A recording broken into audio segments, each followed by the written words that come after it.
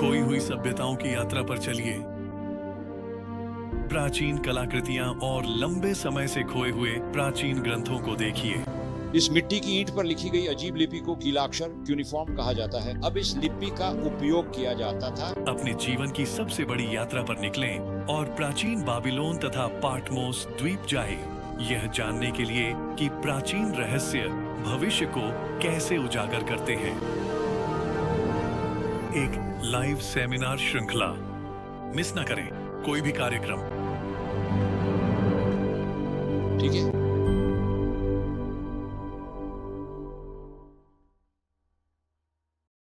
तो चलिए देखते हैं वैश्विक चेतावनियां, प्राचीन यरूशलेम, आज, कल और आप।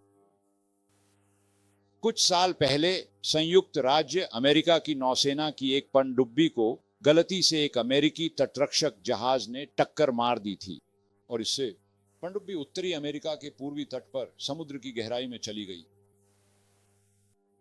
अधिकांश पनडुब्बी चालक उस दुर्घटना में मारे गए, लेकिन कुछ लोग स्पष्ट रूप से पनडुब्बी के एक हिस्से में अभी भी जीवित थे। नौसेना के गोताखोरों को यह देखने के लिए नीचे भेजा गया कि वे उन्हें पनडुब्बी से कैसे बाहर निकाल सकते हैं। जब नौसेना के गोताखोर पनडुब्बी के ऊपर तैर रहे थे, आप जानते हैं, तैरते हुए उसके अलग अलग हिस्सों को पकड़ रहे थे, तभी उन्होंने एक पनडुब्बी के अंदर से आ रही थपथपाने की आवाज महसूस की और उन्होंने समझा कि कोई अंदर से स्पैनर या हथौड़े से मोर्स कोड में संदेश भेज रहा है और यह वही संदेश था जो पनडुब्बी के अंदर से आ रहा था। क्या कोई उम्मीद है? जब आप पनडुब्बी के अंदर फंसे हों तो ये वाकई बहुत अच्छा सवाल है ना?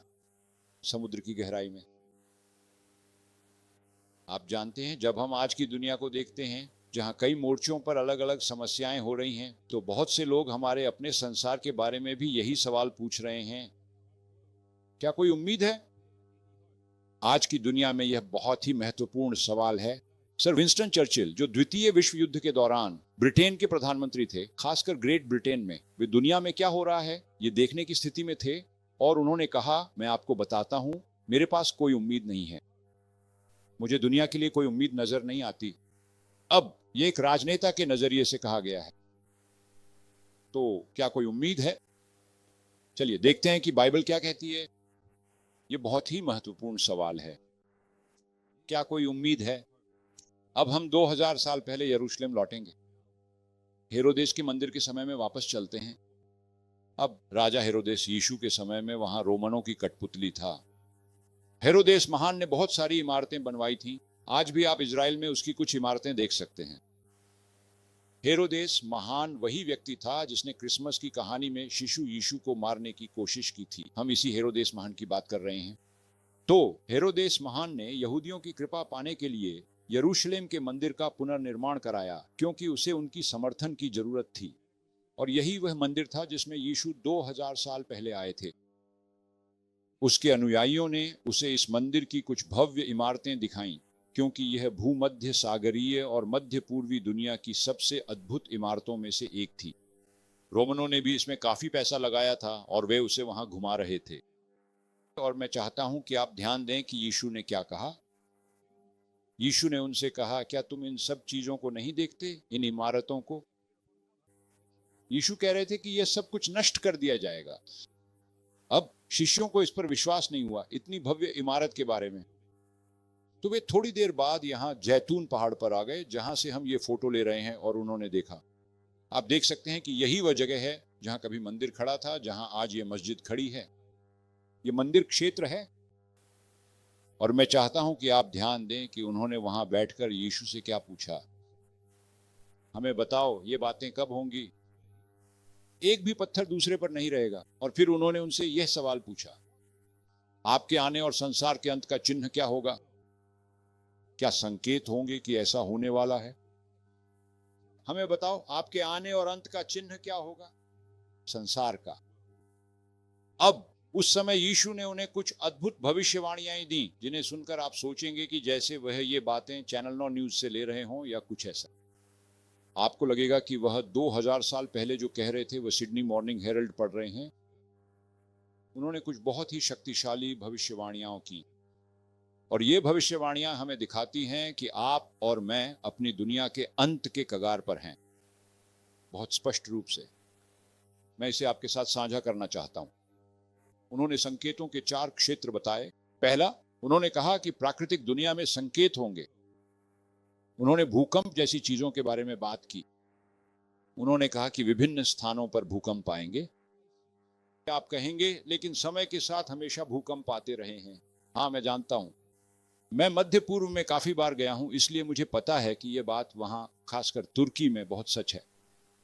लेकिन मैं आपको बताना चाहता हूं, आज चीजें बदल रही हैं। मैं ऐसा क्यों कहता हूं? क्योंकि अब भूकंपों की संख्या और तीव्रता दोनों बढ़ रही हैं। उदाहरण के लिए, पिछली सदी के पहले 10 वर्षों में केवल 18 भूकंप दर्ज किए गए थे जो रिक्टर स्केल पर 6 से ऊपर थे। पिछली सदी के अंतिम 10 वर्षों में 6 से ऊपर के 42 भूकंप आए और इस सदी के पहले 10 वर्षों में रिक्टर स्केल पर 7 से ऊपर के 217 भूकंप आए। वे न केवल अधिक संख्या में हो रहे हैं, बल्कि और भी बड़े होते जा रहे हैं। और यही बात यीशु ने संकेत की थी। उन्होंने यह भी कहा था कि समय के अंत के करीब दुनिया में अकाल होंगे, अकाल आएंगे।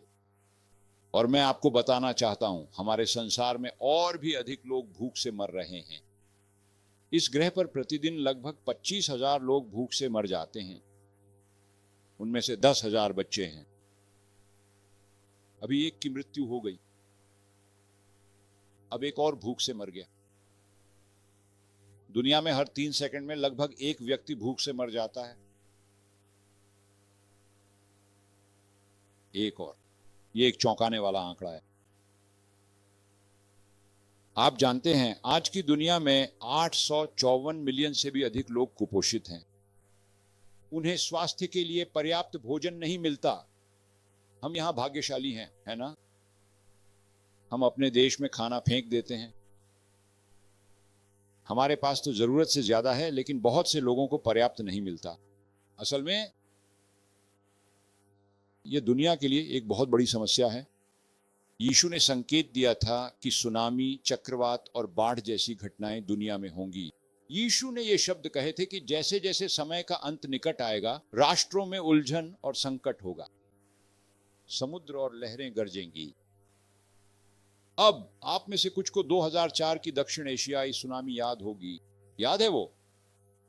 कैसे आप उन तस्वीरों को अपने दिमाग से निकाल सकते हैं, जब वह विशाल लहर इंडोनेशिया में आई थी और कुछ ही मिनटों में 2 से 3 लाख लोग पूरी तरह से नष्ट हो गए। बस यूं ही भयानक सुनामी थी।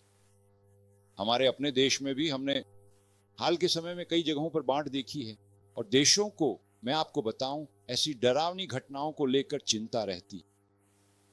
मैं कुछ साल पहले कुक आइलैंड्स, रारोटोंगा में ऐसे ही कार्यक्रमों की एक श्रृंखला चला रहा था और आप उनकी मुख्य द्वीप के चारों ओर लगभग 1 घंटे में घूम सकते हैं।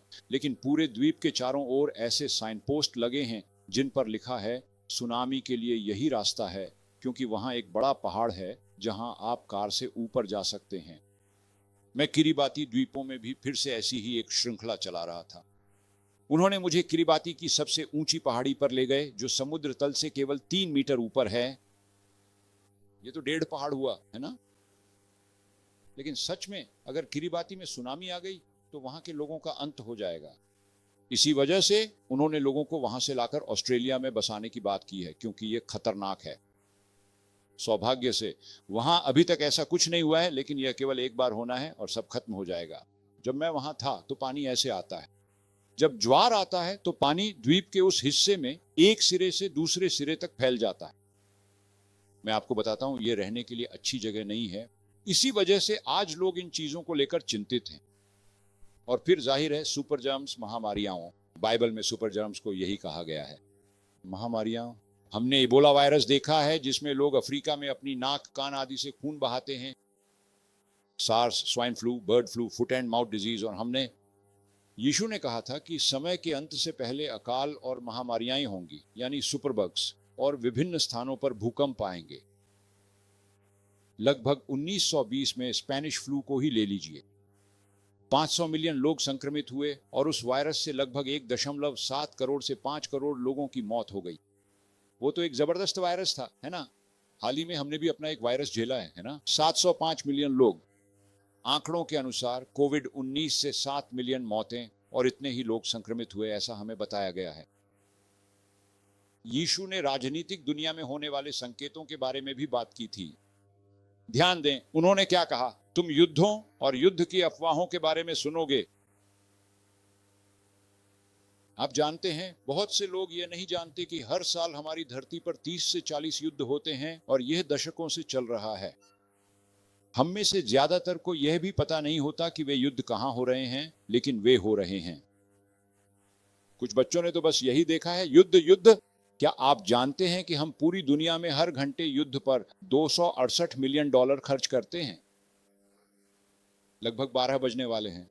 हम यहां बैठे हैं, तब से अब तक सिर्फ युद्ध से जुड़ी चीजों पर $500 मिलियन से ज्यादा खर्च हो चुके हैं। आप जानते हैं इसका क्या मतलब है? हमारी दुनिया में युद्ध पर जितना खर्च होता है, वह अच्छी पानी और स्वच्छता व्यवस्था के लिए जरूरी रकम से 80 गुना ज्यादा है। ये ही अधिकांश लोगों की सबसे बड़ी जरूरतें हैं इस धरती पर। आप भारत जाइए या किसी और देश में जाइए, सबसे बड़ी जरूरतें हैं अच्छी स्वच्छता, अच्छा पानी। यही तो हमें चाहिए। फिर भी हम अपनी दुनिया में युद्ध पर 80 गुना ज्यादा खर्च करते हैं। हमारे पास 13,355 परमाणु बम स्टॉक में है। ये तो इतना है कि हम सबका कई बार अंत कर सकता है ना? अविश्वसनीय है कि हमारी दुनिया में क्या हो रहा है। यीशु ने भी अंतरराष्ट्रीय वैश्विक संघर्षों जैसी बातों की ओर संकेत किया था। यीशु ने कहा, एक राष्ट्र दूसरे राष्ट्र के खिलाफ उठ खड़ा होगा और एक राज्य दूसरे राज्य के खिलाफ। दरअसल यूहन्ना ने प्रकाशित वाक्य की पुस्तक में लिखा है, और हम अपने अंतिम कार्यक्रम में खास तौर पर उसकी पुस्तक को देखेंगे, क्योंकि यह इसकी भविष्यवाणियां दिमाग को चकरा देने वाली हैं। अपनी किताब के ठीक बीच में उन्होंने कहा कि अंत के समय राष्ट्र क्रोधित थे। और क्या यही सब हमारी दुनिया में अभी नहीं हो रहा है? क्या आपने गौर किया है कि राष्ट्र किस तरह बात कर रहे हैं? वहां यूक्रेन में वे सिर्फ बमों की ही बात नहीं कर रहे, बल्कि समय समय पर परमाणु हथियारों की भी चर्चा कर रहे हैं। इसीलिए यूरोप चिंतित है। हथियारों की संख्या जो आज हमारे विश्व में तैयार की जा रही है, वह चौंका देने वाली है। और कुछ लोगों के लिए यह सिर्फ पैसे कमाने का एक तरीका है। यह तो और भी डरावना है। क्या आप जानते हैं कि पिछली सदी को शांति की सदी माना जा रहा था? क्या आप जानते हैं ये? आपने 1800 के दशक के अंत में पढ़ा होगा, वे यही कह रहे थे। हमारे पास औद्योगिक क्रांति है। अब हम इंसान इतने समझदार हो गए हैं कि युद्ध खत्म हो जाएगा, और फिर अगली सदी युद्ध से मृत्यु। सिर्फ 2 विश्व युद्धों में ही 18 करोड़ लोग युद्ध के कारण मारे गए। यह मारे गए लोगों की संख्या चौंका देने वाली थी। यीशु सही थे। उन्हें 2000 साल पहले कैसे पता था कि समय के अंत में ठीक यही सब होगा? हम परमाणु संघर्ष से डरते हैं। इस क्लब में लोग बढ़ रहे हैं और वैज्ञानिक उस चीज को लेकर चिंतित हैं जिसे हम डर्टी बम कहते हैं। अगर कोई आतंकवादी किसी शहर में परमाणु उपकरण हासिल कर ले तो वह बहुत नुकसान कर सकता है। ये पूरे शहर को नहीं उड़ाएगा, लेकिन यह बहुत सारे लोगों को रेडियोधर्मी पदार्थ से संक्रमित कर देगा। हम इसे डर्टी बम कहते हैं। यह आज के राजनेताओं के लिए वाकई चिंता का विषय है, मैं आपको बता दूं। फिर यीशु ने हमारे चारों ओर के सामाजिक संसार, यानी लोगों के आपसी संबंधों से जुड़ी विज्ञान की ओर ध्यान दिया। यही यीशु ने कहा था। यीशु ने भविष्यवाणी की थी कि जब अधर्म बढ़ेगा तो बहुतों का प्रेम ठंडा पड़ जाएगा। दूसरे शब्दों में, जैसे जैसे समाज में अधर्म बढ़ेगा, इंसानों के बीच सच्चा प्रेम ढूंढना बहुत मुश्किल हो जाएगा। अब जिसे मैं पढ़ रहा हूं वह पौलुस से है। पौलुस यीशु का अनुयायी था। पौलुस पहले मसीहियों को मारता था। वह मसीहियों से नफरत करता था, जब तक कि एक दिन वह सीरिया के दमिश्क जाने वाले रास्ते में यीशु से नहीं मिला। और फिर उसने लिखा, आपको लगेगा जैसे पौलुस ने सिडनी मॉर्निंग हेरल्ड से नकल की हो। मैं आपको बताता हूं। आपको लगेगा जैसे उसने ये फ्रंट पेज से चुरा लिया हो। देखिए उसने क्या कहा, और उसने इसे लिखा था। 2000 साल पहले उसने अपने मित्र तीमुथियुस को लिखा था, यह जान ले कि अंतिम दिनों में, यानी अंत के समय में, संकटपूर्ण यानी खतरनाक समय आएंगे, क्योंकि लोग अपने आप से प्रेम करने वाले होंगे। धन के प्रेमी, डींग मारने वाले, घमंडी, निंदा करने वाले, माता पिता की अवज्ञा करने वाले, कृतघ्न, अपवित्र, प्रेमहीन, क्षमा न करने वाले, बदनामी करने वाले, आत्मसंयम से रहित, क्रूर। कौन है जिसने ISIS द्वारा सिर काटने का दृश्य नहीं देखा है? अच्छाई से घृणा करने वाले, विश्वासघाती, हठी, अभिमानी, परमेश्वर से अधिक सुख के प्रेमी, भक्ति का दिखावा करने वाले लेकिन उसकी शक्ति को नकारने वाले। अब कृपया, मैं श्री ट्रंप के पक्ष या विपक्ष में कुछ नहीं कह रहा हूं, लेकिन मुझे लगता है कि हम सभी ने देखा है जब बाइबल कहती है कि भक्ति का दिखावा करना, और हर कोई जानता है कि श्री ट्रंप अंदर से धार्मिक व्यक्ति नहीं है। उनकी भाषा और बाकी चीजें, और यहां वे बाइबल को ऊपर उठाए हुए हैं वगैरह। जैसा कि मैंने कहा, मैं श्री ट्रंप के पक्ष या विपक्ष में नहीं हूं। ट्रंप, मैं बस इतना कह रहा हूं कि यूहन्ना ने कहा था, और यह सिर्फ श्री ट्रंप के लिए नहीं है। ट्रंप, बहुत सारे राजनेता अचानक चुनाव के समय भगवान में विश्वास करने वाले बन जाते हैं, है ना, क्योंकि वे हमारे वोट चाहते हैं वगैरह। यह भक्ति का एक रूप है, लेकिन उसमें कोई शक्ति नहीं है।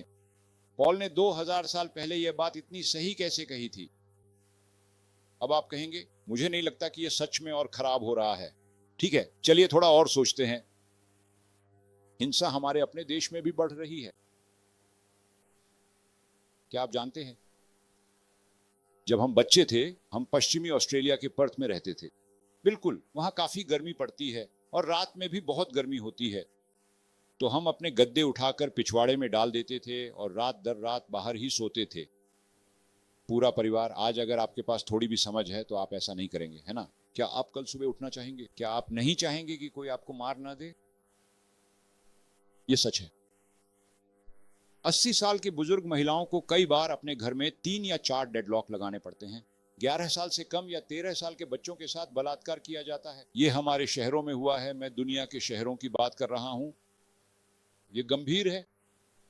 हालात बेहतर नहीं हो रहे हैं। अगर आपको नहीं लगता कि हालात बेहतर हो रहे हैं तो मैं आपको कुछ दिलचस्प दिखाता हूं। ये 1940 के दशक में स्कूलों की सबसे बड़ी समस्याएं थीं। शायद हम में से कोई भी 40 के दशक में वहां नहीं था। ठीक है, नहीं, मुझे नहीं लगता कि हम में से कोई भी था। यहां तक कि सामने बैठे वेबस्टर भी 1940 के दशक में नहीं थे, थोड़ा बाद में जरूर, लेकिन खैर, ये 1940 के दशक में सबसे बड़ी समस्याएं थीं। कक्षा में बात करना, स्कूल में च्युइंग गम चबाना, स्कूल की गलियों में शोर मचाना, गलियों में दौड़ना, ये तो बहुत गंभीर मामला है ना? लाइन में कट लगाना, स्कूल की यूनिफॉर्म न पहनना और कक्षा में कागज इधर उधर फेंकना। अब घड़ी को 80 साल आगे बढ़ा दीजिए। आजकल स्कूलों में ये सबसे बड़ी समस्याएं हैं। दुर्भाग्य से स्कूल के बच्चों द्वारा नशे का सेवन, और यह उनकी पूरी जिंदगी को प्रभावित कर देता है। शराब का दुरुपयोग, खासकर साल के अंत में, है ना? स्कूल के बच्चों में गर्भावस्था, आत्महत्या, दुर्भाग्यवश इसका अधिकांश कारण घर में हो रही घटनाएं हैं,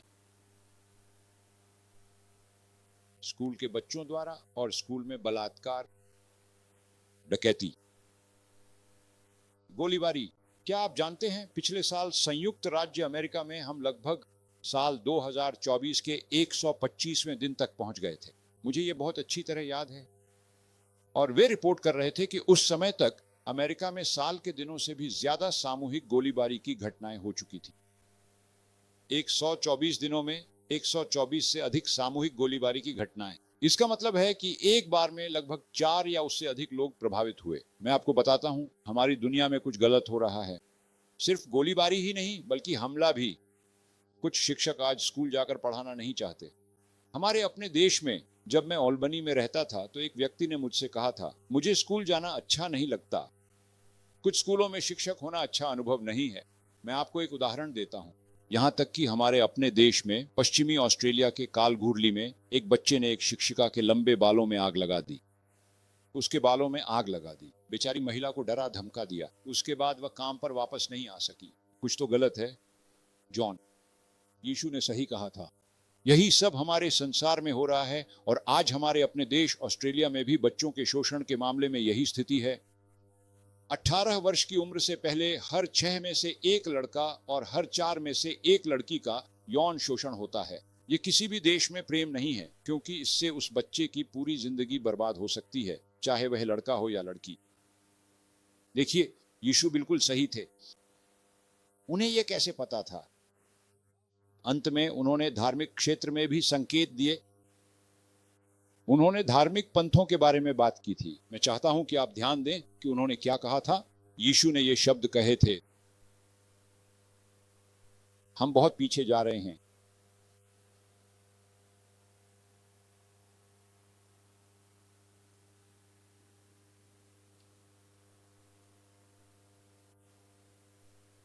ठीक है, चलिए कुछ देखते हैं यहां क्या हो रहा है।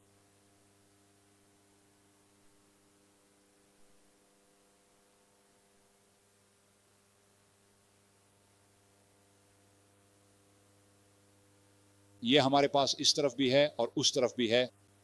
ठीक है, इस वाले को देखो। ठीक है, तो धार्मिक दुनिया में संकेत, धार्मिक पंथ, उन्होंने कहा झूठे मसीहों के लिए वहां ऊपर एक पाठ होना चाहिए। झूठे मसीह और झूठे भविष्यवक्ता उठ खड़े होंगे। अब हमारे पास उनमें से कुछ तो रहे हैं, है ना। आप में से कुछ को जिम जोन्स पंथ याद हो सकता है। कुछ साल पहले एक धार्मिक पंथ में 900 लोगों ने आत्महत्या कर ली थी। डेविड कोरेश वेको टेक्सास में 70 लोग आग में जलकर मर गए। उसने दावा किया कि वह मसीह है। और मेनाखेम श्नीरसन, एक यहूदी व्यक्ति जो कहता है मैं यीशु हूं। क्या आप जानते हैं कि हमारे दुनिया में कई लोग हैं जो अभी खुद को यीशु होने का दावा करते हैं। ऐसे कई लोग हैं। रोचक, लीजिए हम आगे बढ़ते हैं। यहाँ कुछ लोग हैं जो इसका दावा करते हैं। रूस में एक सेवानिवृत्त साइबेरियाई ट्रैफिक पुलिसकर्मी है जिसका नाम विस्सारियन है। एक पूर्व ब्रिटिश जासूस डेविड शेलर है जो महिलाओं के कपड़े पहनता है। वह कहता है मैं यीशु मसीह हूं। अफ्रीका में एक जाम्बियन टैक्सी ड्राइवर है जिसे किटावे का यीशु कहा जाता है। वह कहता है मैं यीशु हूं। ब्राजील के रोकिस्तो में एक पूर्व वेटर है। आप देख सकते हैं पूरी दुनिया में ऐसे लोग हैं। वह कहता है मैं यीशु हूं। जापान में एक पूर्व राजनीतिज्ञ हैं जिनका नाम यीशु मातायोशी है। वह कहता है मैं यीशु हूं। दक्षिण अफ्रीका के मोसेस होंगवानी। और फिर ऑस्ट्रेलिया में भी हमारे पास एक जोड़ा या एक व्यक्ति है, एलन जॉन मिलर और मैरी लक। वे दावा करते हैं कि वे यीशु मसीह और मैरी मैगडलीन के पुनर्जन्म हैं। समझ में आया? जो यीशु ने कहा था कि अंत समय में होगा, ठीक वही हो रहा है। आज हमारे संसार में लोग खुद को यीशु मसीह होने का दावा कर रहे हैं। लेकिन मैं एक ऐसी चीज के बारे में बात करना चाहता हूं जो शायद और भी अधिक चौंकाने वाली है, और वह है धर्मनिरपेक्षता का बढ़ना। अब हम धर्मनिरपेक्षता से क्या मतलब समझते हैं? हमारा मतलब है कि हमारे संसार में आध्यात्मिक चीजों में रुचि की कमी। यीशु ने इसकी भविष्यवाणी की थी। मैं चाहता हूं कि आप ध्यान दें कि यीशु ने 2000 साल पहले क्या कहा था। जब मनुष्य का पुत्र आएगा, जब वह लौटेगा यानी अंत समय में, तो वह क्या पाएगा? विश्वास। क्या वह पृथ्वी पर विश्वास पाएगा? और मैं आपको एक उदाहरण देना चाहता हूं। आज खासकर पश्चिमी दुनिया में इस किताब बाइबल में व्यापक अविश्वास है। हमेशा ऐसा नहीं था, लेकिन आज यह हमारे संसार में बहुत बड़ा है। मैं आपको इसका एक उदाहरण देता हूं। ईश्वर द्वारा सृष्टि की अवधारणा में अविश्वास है। अब मैं न तो सृष्टि के पक्ष में तर्क कर रहा हूं और न ही विकासवाद के खिलाफ या किसी और चीज के बारे में। मैं बस इतना ही कह रहा हूं। कोई 2000 साल पहले यह कैसे जान सकता था कि हमारे समय में यही हो रहा होगा? देखिए, लगभग 200 या 300 साल पहले तक पश्चिमी देशों में और निश्चित रूप से पूर्वी देशों में भी अधिकांश लोग किसी न किसी रूप में ईश्वर या देवताओं में विश्वास करते थे जिन्होंने संसार की रचना की थी। चाहे वे भारत के हिंदू हों या बौद्ध या इस्लाम या ईसाई, लगभग सभी लोग एक सृष्टिकर्ता ईश्वर में विश्वास करते थे। लेकिन आज ऐसा नहीं है। दुनिया के कई हिस्सों में, उन सभी अलग अलग धर्मों में लोग मानते हैं कि नहीं, हम तो बस समय और संयोग से, जिसे हम डार्विनियन विकास कहते हैं, उससे आए हैं। और इसकी भविष्यवाणी बाइबल में की गई है। देखिए, पतरस ने 2000 साल पहले क्या लिखा था। सबसे पहले यह जान लो कि अंतिम दिनों में यानी अंत समय में वे जानबूझकर, अर्थात वे जान समझकर भूल जाएंगे कि परमेश्वर के वचन से आकाश घूमते हैं। तो पतरस 2000 साल पहले कह रहे हैं, जानते हो जब हम अंत के समय में पहुंचेंगे तो क्या होगा? लोग ये विश्वास नहीं करेंगे कि परमेश्वर ने या देवताओं ने संसार की रचना की, और आज हम ठीक उसी स्थिति में हैं। आज अधिकांश लोग एक सृष्टिकर्ता ईश्वर में विश्वास नहीं करते। अधिकांश लोग मानते हैं कि यह विकासवाद के द्वारा आया है। अब जैसा कि मैंने कहा, मैं इसके पक्ष या विपक्ष में तर्क नहीं कर रहा हूं। मैं बस एक बात स्पष्ट कर रहा हूं। ये 2000 साल पहले की भविष्यवाणी है, और तब लगभग सभी लोग एक सृष्टिकर्ता ईश्वर में विश्वास करते थे। लेकिन आज ऐसा नहीं है। कोई आश्चर्य नहीं। हम देख सकते हैं कि यह किताब कितनी सटीक है। तो वैश्विक चेतावनियां आ चुकी हैं। प्राकृतिक जगत में संकेत, राजनीतिक जगत में संकेत, सामाजिक और धार्मिक जगत में संकेत। अब इन सब का क्या मतलब है? यही सवाल है। इनका क्या अर्थ है? ठीक है, याद रखिए यीशु ने क्या कहा था। जब तुम ये सारी बातें देखो, जब तुम ये संकेत देखो, तो जान लो कि वह निकट है, दरवाजे पर है। उनका क्या मतलब है? क्या निकट है? दरवाजे पर क्या है? ठीक है, उन्होंने उनसे कौन सा सवाल पूछा था, याद है? 2000 साल पहले, हमें बताओ कि तुम्हारे आने का क्या चिन्ह होगा, और क्या? दुनिया का अंत। यही निकट है, वो यही कह रहे हैं। यीशु का आगमन, और जैसा हम जानते हैं उस दुनिया का अंत। तो अब ये हमें वापस दानियेल अध्याय 2 पर ले जाता है। क्या आपको यह भविष्यवाणी याद है? सब कुछ हो चुका है। सोने का सिर बाबुल आया और चला गया, चांदी का सीना और भुजाएं मादी फारस आए और चले गए, पीतल का पेट और जांघें यूनान, हाँ उन्होंने मादी फारसियों से सत्ता ले ली थी। लोहे की टांगें, हाँ वह भी हुआ। लोहे और मिट्टी के पांव, रोम का विभाजन हुआ था। यही वह स्थान है जहां हम अब हैं। फिर वह पत्थर को देखता है। वह पत्थर क्या है? खैर, परमेश्वर का धन्यवाद है, बाइबल हमें बताती है। दानियेल ने नबूकदनेस्सर से कहा, इन राजाओं के दिनों में, यानी वहां नीचे लोहे और मिट्टी के पांव में, उन्होंने यूरोप को बांट दिया था। इन राजाओं के दिनों में स्वर्ग का परमेश्वर एक ऐसा राज्य स्थापित करेगा जो कभी नष्ट नहीं होगा, और वह राज्य किसी अन्य लोगों को नहीं सौंपा जाएगा। वह उन सभी राज्यों को टुकड़े टुकड़े कर देगा और उन्हें नष्ट कर देगा, और वह राज्य सदा बना रहेगा। और यही वह स्थान है जहां हम आज हैं। हम लोहे और मिट्टी के पांव में हैं, वे टूटे हुए पांव जिन्होंने यूरोप को बांट दिया था। दूसरे शब्दों में, पुराना रोमन साम्राज्य विभाजित होकर वही बन गया जिसे हम आज पश्चिमी यूरोप कहते हैं, वह पत्थर। दूसरे शब्दों में, दानियेल राजा से कहता है कि यह मसीह की वापसी का प्रतीक है, जो इस संसार के अंत का संकेत है। जैसा कि हम जानते हैं, ये अंत नहीं है, आगे और भी कुछ होने वाला है, लेकिन इसका क्या अर्थ है ये हम अभी देखेंगे। अंतिम साम्राज्य, यही वह स्थान है जहां हम आज हैं। अब चलिए पतमोस द्वीप पर चलते हैं, क्योंकि यूहन्ना को प्रकाशित वाक्य की पुस्तक पतमोस द्वीप पर दी गई थी। ध्यान दें कि उन्होंने अपनी पुस्तक के बीच में क्या कहा। इस संसार के राज्य हमारे प्रभु और उसके मसीह के राज्य बन गए हैं, और वह युगानुयुग राज्य करेगा। अब वो इसी भविष्यवाणी दानियेल 2 से उद्धृत कर रहे हैं। वह कह रहे हैं कि इस संसार के राज्य मसीह हमारे परमेश्वर के राज्य बन जाएंगे, और वह युगानुयुग राज्य करेगा। और फिर यूहन्ना हमें अंतिम साम्राज्य की एक झलक देता है। वह कैसा होगा?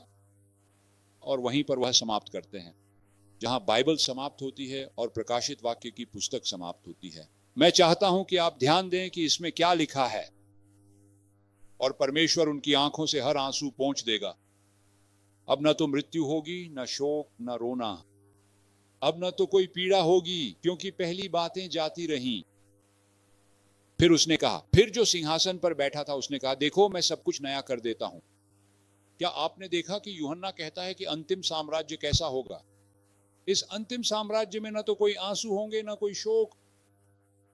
एक दिन मैं सिडनी में रह रहा था, बल्कि उस समय मैं कैनबरा में था, और मैं यहां सिडनी में एक मोटल में ठहरा हुआ था, और दीवारें इतनी पतली थीं कि मैं अगल बगल के कमरे में क्या हो रहा है यह सुन सकता था। रात के बीच में करीब 1 या 2 बजे मुझे एक सिसकती हुई महिला की आवाज ने जगा दिया। बगल के कमरे में वह दिल टूटकर रो रही थी, और किसी से, शायद उसके पति या फोन पर उसके साथी से बात कर रही थी। जाहिर है वह आदमी किसी और महिला के साथ है, और वह जो कुछ हो रहा है उससे पूरी तरह टूट चुकी है। क्या आप जानते हैं कि यही सब इस सप्ताहांत सिडनी में भी होने वाला है? कई बार इस सप्ताहांत भी बहुत सारे आंसू बहेंगे, क्योंकि ऐसा हर सप्ताहांत होता है। कोई बच्चा अपने शराबी पिता के हाथों बुरी तरह पीटा जाएगा, या कोई पत्नी या कोई महिला पीटी जाएगी, या कुछ माता पिता अपने बच्चों के व्यवहार के कारण रोएंगे और दुखी होंगे, वगैरह। हमारे शहर में हर सप्ताहांत, बल्कि हर रात ये सब हो रहा है। कितनी बड़ी त्रासदी है यह। लेकिन इस अंतिम साम्राज्य में ऐसा कुछ भी नहीं होगा। सिर्फ इतना ही नहीं, कोई दुख भी नहीं होगा। मुझे याद है वह इटली का भूकंप था 70 के दशक के अंत में, और यह राष्ट्रीय टेलीविजन पर था, और मैं एक महिला का वह दृश्य कभी नहीं भूल सकता। मुझे नहीं पता, शायद वह पत्नी थी, शायद वह मां थी। मुझे नहीं पता वह कौन थी, लेकिन वह उस कब्र पर खुद को बेकाबू होकर पटक रही थी। यीशु ने कहा, सुनो, इस अंतिम साम्राज्य में कोई दुख नहीं होगा, ऐसा कुछ भी नहीं होगा, कम से कम अंतिम साम्राज्य में तो नहीं। सिर्फ इतना ही नहीं, उन्होंने कहा, अब और कोई पीड़ा नहीं होगी। मेरा एक दोस्त था, वह एसएस ट्रूपर था, ऑस्ट्रेलियाई सेना में कमांडो था, पश्चिमी ऑस्ट्रेलिया में, और एक बार वह पैराशूट जंप में था और वह जमीन पर गलत तरीके से उतरा। उस आदमी को लगभग 50 साल तक लगातार मॉर्फिन का इंजेक्शन या ड्रिप दी जाती रही। वह दर्द में था, ज्यादातर समय वह मॉर्फिन ड्रिप पर ही था। आप में से कुछ लोग जानते हैं कि दर्द कैसा होता है। आज आप अपने ही शरीर में कई तरह की तकलीफें झेल रहे हैं। खैर, उस अगले संसार में ऐसी कोई चीज नहीं होगी, वहां बिल्कुल भी दर्द नहीं होगा। ईश्वर का धन्यवाद है कि वहां ऐसा ही होगा। और फिर अंत में, जैसा कि हमने अभी पढ़ा, यूहन्ना ने क्या कहा, अब और मृत्यु नहीं होगी। क्या हम सब ने बहुत सारे खुले कब्रों के पास खड़े होकर अपने बहुत से प्रियजनों को अलविदा नहीं कहा है? हमने अपने तकियों को अपने आंसुओं से गीला कर दिया है ना? मुझे याद है आखिरी बार जब मैंने मां से बात की थी तो वह अमेरिका से फोन पर थी। वह मुश्किल से बोल पा रही थी। क्या आपको याद है जब मैं आखिरी बार अपने पिताजी के साथ था? वह शुक्रवार की रात थी। हम उनके साथ गीत गा रहे थे। हमें नहीं पता था कि रविवार को वे हमारे बीच नहीं रहेंगे। ईश्वर का धन्यवाद है कि अगले संसार में अब और मृत्यु नहीं होगी। वह कैसा अद्भुत संसार होगा। और यूहन्ना ने इसे इसी तरह चित्रित किया था। अब जब दानियेल ने राजा से बात करना समाप्त किया तो उसने कहा, सुनिए राजा, महान परमेश्वर ने राजा को दिखा दिया है कि भविष्य में क्या होने वाला है। यह सपना निश्चित है। मैं यहां कोई खेल नहीं खेल रहा हूं। यह असली है, जैसा कि हम ऑस्ट्रेलिया में कहते हैं, यह पूरी तरह असली है। यह सचमुच असली बात है। सपना निश्चित है और उसकी व्याख्या भी पक्की है। यह होने ही वाला है और हमने देखा है कि इसका कितना हिस्सा पहले ही हो चुका है। बिल्कुल, जैसा कि मैंने कहा, अगर आप कोई दांव लगाने वाले व्यक्ति होते तो आप अपनी जान लगा देते कि अगली बात जरूर होगी। यह सब हो चुका है तो निश्चित ही यह भी होने वाला है। और यह आप और मेरे सोचने से भी जल्दी आने वाला है और हम इसे आखिरी प्रस्तुति में देखेंगे।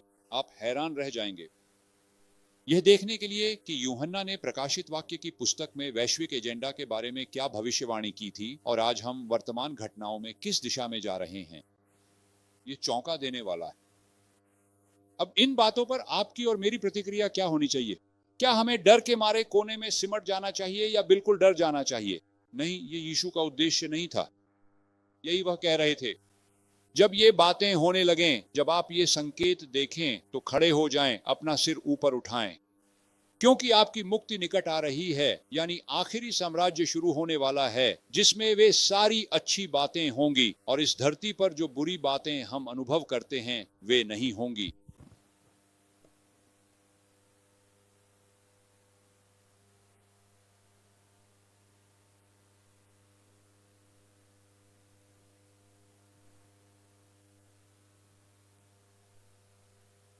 दूसरे शब्दों में, ये आखिरी साम्राज्य होने ही वाला है।